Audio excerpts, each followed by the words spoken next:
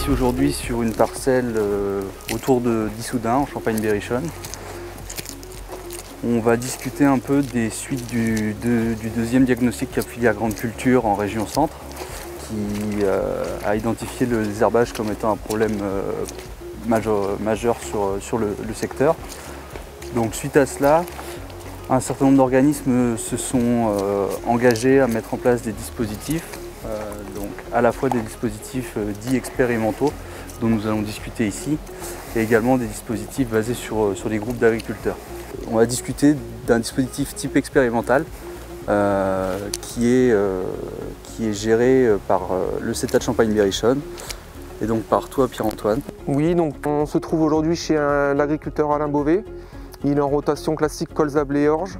Donc à partir de ce constat colza-blé-orge, on voit apparaître des problèmes d'enherbement liés au désherbage. Donc c'est pour ça qu'on a décidé de mettre en place un dispositif testant donc 2 leviers.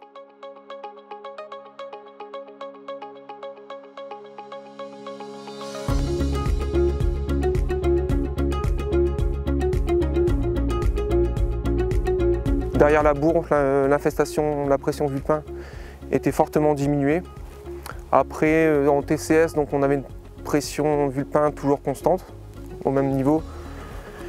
En semi-direct, donc le problème était partiellement résolu car on retrouvait surtout les vulpins sur la ligne de semis. Au niveau de la rotation, donc l'intégration d'une culture de printemps, la lentille a permis aussi de gérer la pression vulpin sur la parcelle. Pour faire un peu le bilan de cette première année de dispositif cap filière désherbage, est-ce que vous avez commencé à éventuellement sensibiliser les agriculteurs Oui, on a mis en place un groupe désherbage, une vingtaine d'agriculteurs qui sont venus à une réunion. On a sélectionné 4 parcelles à problématique. À l'issue de ce tour de plaine, donc ils ont mis en place en fait un protocole à suivre pour l'année d'après. Et donc on verra les enseignements.